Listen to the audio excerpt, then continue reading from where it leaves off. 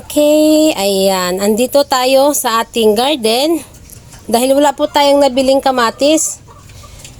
Ayan, dahil magigisa tayo sa ating uulamin today. Ayan, buti na lang at ang ating kamatis ay may hinog. Ayan ang ating kamatis, oh. Ayan, mayroon ako mga kamatis dun sa kabila. Pero hindi pa talaga silang malalaki, maliliit pa. Ito ang ating harvestin ngayon para meron tayong igisa sa ating ulam. Ayan, silipin natin doon yung ating ibang kamatis, maliliit pa, nagbubulaklak pa lang. Ayan, ang aga ko dito mga langga dahil maglalagay ako ng dagdag balag sa ating mga ampalaya. Gumagapang na kasi yung ating ampalaya, oh. Ayan ang ating ampalaya, oh. Gumagapang na. So ngayon, ayan, mag-harvest muna tayo ng kamatis dahil yan po ang ating gamitin sa paggisa. Okay, ito yung ating kamatis dito, oh. Ayan, oh. Buti at nagbunga pa ito dahil ito ay naabutan po sila ng summer. Ang init dito sa rooftop, kaya sila ay, ayan, buti at nagbunga. Hindi talaga perfect, kasi sobrang init dito sa rooftop. Pero nagbubulaklak pa sila. Oh, may bunga na nga dito. Oh. Ayan, oh, may bunga na. Ayan, sobrang init kasi. Ayan, dito, banda rito. Ayan ang ating mga tanim dyan. Oh. Ayan ang ating munggo. Munggo ang ating ampalaya. Ay, ayan. Oh, meron talagang bulaklak na. Oh. Ayan, may bunga na pala dito. Oh. Ayan, oh. Ating ampalaya. Ayan, nalaglag na. Sana ayan ay mabuo. Ayan, tara at mamitas tayo ng ating kamatis. Ito kasi dito banda, dito mga side na to, mga bagong tanim kasi ito mga langga dito. Mga bagong tanim. Ayan, oh, mga alugbati. Ayan ang ating mga organic na mga alugbati, mga organic. Ayan, ganda ng kanilang mga talbos. So ayan, gumapang nga doon yung ating alugbati, oh. Mga bagong tanim yan dito banda. Dito sa side na to, mga bagong tanim. Yan dyan sa banda dyan, mga mga talbos kamuti. So, ayan, ito, pipilas muna tayo ng ating kamatis. Ayan ang ating kamatis. Wow, hinog na siya, oh.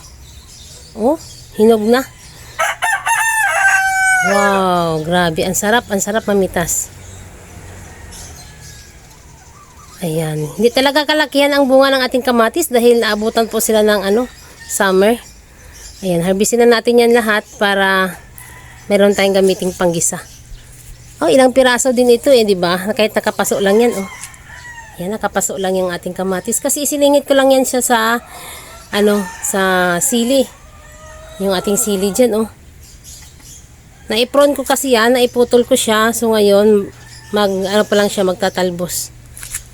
Ayan ang ating kamatis. Ayan, hindi na kasya. Saglit at ibaba natin.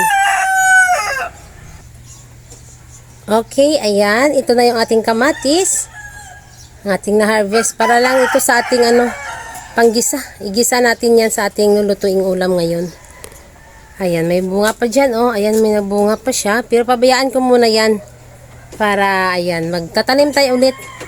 Yung seeds nito lang ayan, papabuhayin natin yan. Ipunla natin yung seeds nito. Naglagay ako dito ng mga seeds. Ayan, oh. Sana mabuhay yan dyan.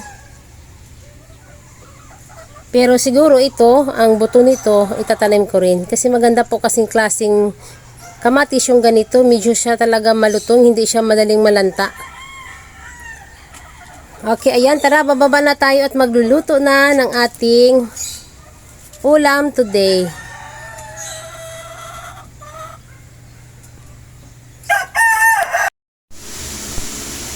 Okay, ito na po yung ating kamatsuna. Ayan, try natin po yan isahog sa ating sinabawang manok. Ayan, ang ating manok. Ayan, nilalaga na natin. Naggisa na natin yan. So, ito na po yung ating kamatsuna, yung ating na-harvest. Try natin din sa manok. Hindi lang sa baka. Pwede rin sa manok itong mga langga. Ayan, napakaganda po ng ating harvest. And mamaya, magbabalik tayo. kung maluluto na ang ating manok.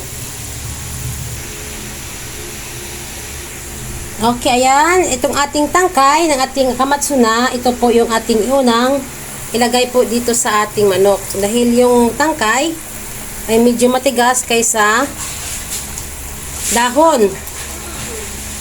Ayan, unahin po natin yan. Ang sarap po nitong tangkay ng kamatsuna. Masyado siyang malutong. Sarap siyang kainin. Magkaiba sila ng pichay. Itong kamatsuna ay napakasarap langga. Siyempre masarap din naman ang pichay natin. Parang pariha lang din ang kanilang sarap. Ayan, ganyan ang ating nilagay. Yung ating tangkay muna. So tatakpan natin yan, isang kulo. Tsaka ilagay natin yung ating dahon. Okay, ayan. Malambot na po yung ating tangkay ng ating kamatsuna. Kumotsa na. So, ito. Maglagay tayo ng sili. Bago natin ilagay yung ating dahon ng kumatsuna. Ayan, ilagay na natin. Wow, grabe. Fresh na fresh itong mga langga. Bagong pitas. Okay, ayan. Takpan muna natin yan. Ayan, mga isang kulo pa. Maluluto na yung ating gulay. Okay. Ayan, lutong-luto na po yung ating gulay na kumatsuna. Mayroon tayong sinigang na sili. Yung pang sigang na sili, kulay green. At syempre yung ating manok. Wow. Ayan, maluluto na mga langga. Kakain na tayo dahil tanghali na dito. Ayan. Salamat sa inyong lahat sa walang sawang panunood sa aking mga vlog. Please subscribe my channel, Inday Names Rooftop Garden. Bye!